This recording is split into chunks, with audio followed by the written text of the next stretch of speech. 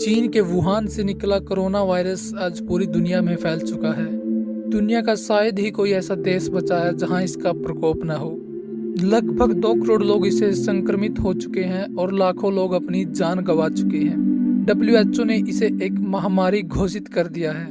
दोस्तों, ऐसा पहली बार नहीं हुआ है कि कोई बीमारी एक साथ पूरी दुनिया में फैली और करोड़ों लोगों के जीवन को प्रभावित किया। अतीत में भी ऐसी कई महामारियों ने मानव जाति को संकट में डाला है। आज की वीडियो में मैं आपको ऐसी ही एक महामारी के बारे में बताऊंगा, स्पेनिश फ्लू।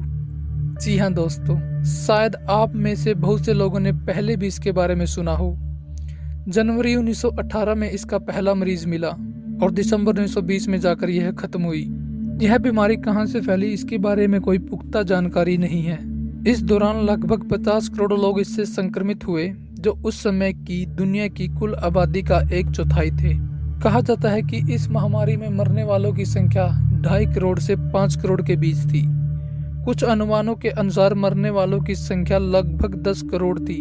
यह मानव जाति की सबसे घातक महामारियों में से एक थी। सबसे पहले स्पेन ने इस महामारी के अस्तित्व को स्वीकार किया, इसलिए इसे स्पेनिश फ्लू नाम दिया गया।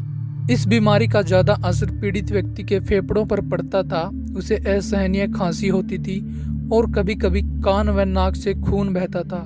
शरीर में भयंकर दर्द होता था। कहा जाता है कि भारत में यह बीमारी तब आई जब भारतीय सैनिक पहले विश्व युद्ध के बाद मुंबई बंदरगाह पर उतरे।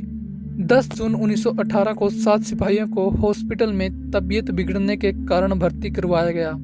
ये सभी स्पेनिश फ्लू से ग्रसित थे। यह भारत में स्पेनिश फ्लू का पहला मामला था। भारत में रेलगाड़ियों में सफर करने वाले यात्रियों के कारण यह भारत के दूसरे हिस्सों में भी फैल गई। दोस्तों, बता दूं कि स्पेनिश फ्लू से होने वाली 5 करोड़ मौतों में से 1 करोड़ 20 लाख लोग सिर्फ भारत में मारे गए। भारत में हालात इसलिए भी खराब हुए क्योंकि इस समय भारत के इतिहास का सबसे भयंकर अकाल पड़ा, जिससे लोगों का इम्यून सिस्टम कमजोर हो गया। इस दौरान भारत की विकास दर शून्य से कहीं नीचे -10.8 तक जा चुकी थी। शुरू में यह बीमारी फैली तो दुनिया भर की सरकारों ने इसे छिपाया ताकि मोर्चे पर लड़ने वाले सैनिकों का मनोबल कमजोर न हो। दिसंबर 1920 तक इस भयानक जानलेवा बीमारी का प्रकोप अपने आप ही खत्म हो गया। 1918 में हिंदी के प्रख्यात कवि सूर्यकांत त्रिपाठी निराला 22 साल के रहे होंगे।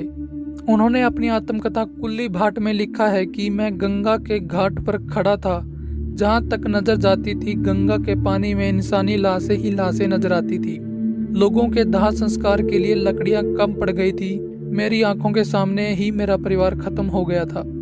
इस घातक महामारी में निराला का परिवार ही नहीं बल्कि राष्ट्रपिता महात्मा गांधी और उनका परिवार भी संक्रमित हुआ। महात्मा गांधी की पुत्र वधु गुलाब और पोते शांति की मौत भी स्पेनिश फ्लू के कारण हुई। अगर गांधी जी इस बीमारी से ठीक न हुए होते तो शायद भारत की आज़ादी का इतिहास दूसरे ही ढंग से लिखा जाता। जॉन बेरी अपनी किताब the great influenza the story of the deadliest pandemic in history में लिखते हैं कि 10.5 करोड़ की आबादी वाले अमेरिका में इस बीमारी से करीब 6,75,000 लोग मारे गए। 1918 में इस बीमारी से इतने लोग मर चुके थे जितने आज तक किसी भी बीमारी से नहीं मरे थे। अमेरिका के फिलाडेल्फिया में ये आलम था कि पादरी घोड़ों पर सवार होकर घर घर जाते थे और लोगों से कहते थे कि वे अपने घर के दरवाजे खोलकर अंदर रखे शवों को उनके हवाले कर दें। वो इस अंदाज में आवाजें लगाते थे जैसे आज के समय में कबाड़ी वाले घर घर जाकर लगाते हैं। दोस्तों, यह बीमारी कितनी खतरनाक थी, इस बात का अंदाजा इससे लगाया जा सकता है कि भारत की जनगणना के इतिहास में सिर्फ एक बार 1911 से 1921 के बीच हुआ है कि जनसंख्या पिछले 10 वर्षों की तुलना में कम हुई है। आज की वीडियो में बस इतना ही दोस्तों।